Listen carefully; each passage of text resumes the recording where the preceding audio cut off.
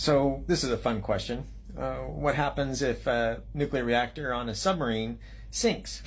Well, there are two options. Either the first, the more likely one, is that really just nothing. It just sits at the bottom of the ocean until it eventually dissolves back into the ocean.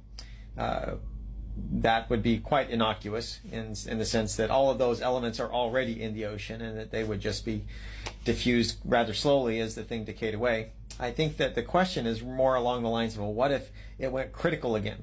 Well, I don't know enough about the details of the naval nuclear reactors to describe what their control rods work like, but I will say that the chlorine in the ocean water is a neutron poison.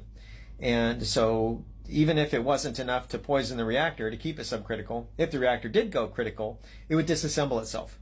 We've had a number of these kinds of things occurred at testing facilities around the world, a number of them here in the United States at our national laboratories, where you brought together fissile materials in order to do some kind of a test, and it went critical. Even if it goes prompt critical, what happens is that it disassembles itself. Basically, the thermal pulse just goes poof, and everything comes apart.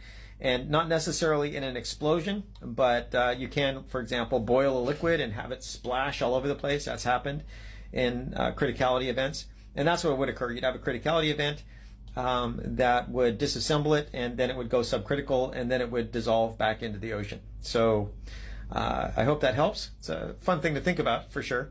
I'm sure Hollywood could do a lot more than what I did, but I hope that answered your question and that you have a good day. Thanks. Bye.